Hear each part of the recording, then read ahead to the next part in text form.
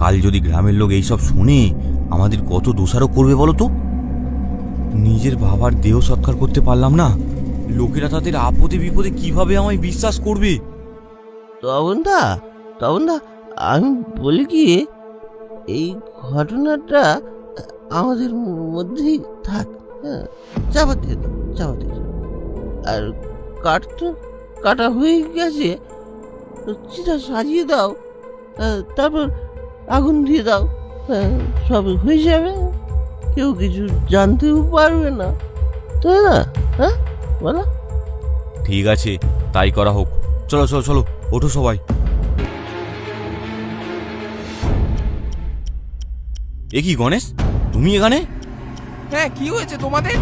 খগেন খুড়ো এত চিৎকার করে ডাকলে যে? আমি কখন ডাকলাম রে?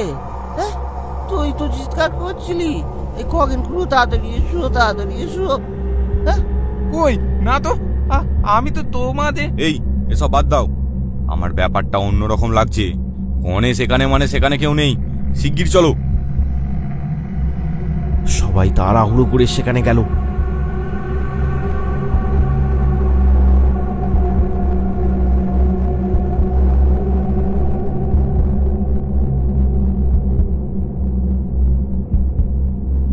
কাঠ ফেলে দিয়ে মরার কাছে গিয়ে তারা দেখল মরা উধাও, শুধু খাটিয়াটাই পড়ে আছে।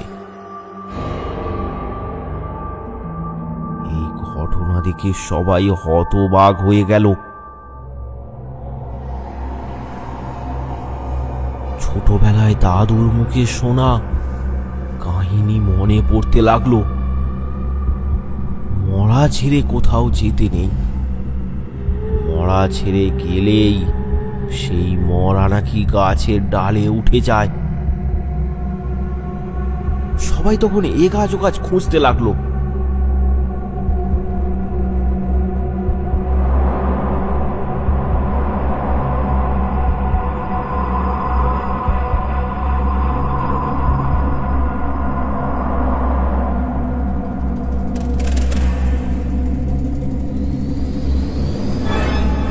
অনেক খোঁজার পরেও যখন মরা পাওয়া গেল না, তখন তারা ক্লান্ত হয়ে এক জায়গায় বসে পড়ল।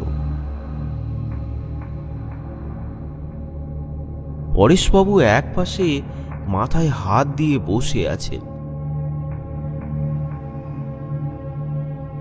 আর খগেন অন্য পাশে তার বোতলের আসর জমিয়েছে। গণেশ, এটা তুই কি করলি? মরা জায়গা আর একটু বসে থাকতে পারলি না? আমি আগেই বলেছিলাম ও পারবে না, আমি থাকি। গণেশ চুপ করে বসে সব দোষ তার নিজের ঘাড়ে নিয়ে নিজে নিজেকেই দোষারোপ করতে লাগলো। নিতাই আর পরেশ তাকে দোষারোপ করেই চলেছে। এই তোরা তোরা থামবি? হ্যাঁ, থাম থাম। গণেশের কোনো দোষ নেই। হ্যাঁ, তখন সেই গণেশের চিৎকার তোরাও তো শুনেছিলি। হ্যাঁ, শুনেছিলি তো?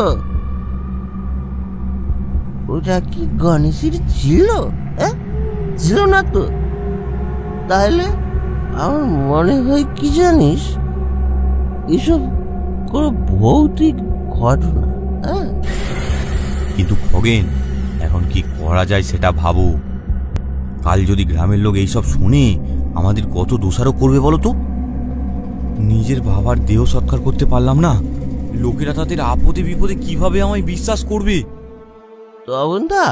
তবনদা আমি বলি কি, এই ঘটনাটা আমাদের মধ্যেই থাক, হ্যাঁ, চাপা দিয়ে দাও, চাপা দিয়ে দাও।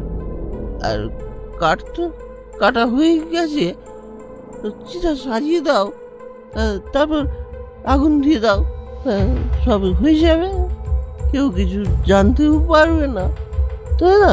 হ্যাঁ বলো। ঠিক আছে, তাই করা হোক। চলো চলো চলো, ওঠো সবাই।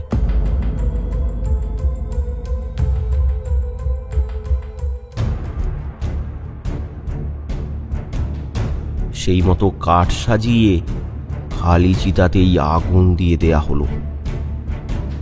দাউ দাউ করে জ্বলতে লাগলো চিতা।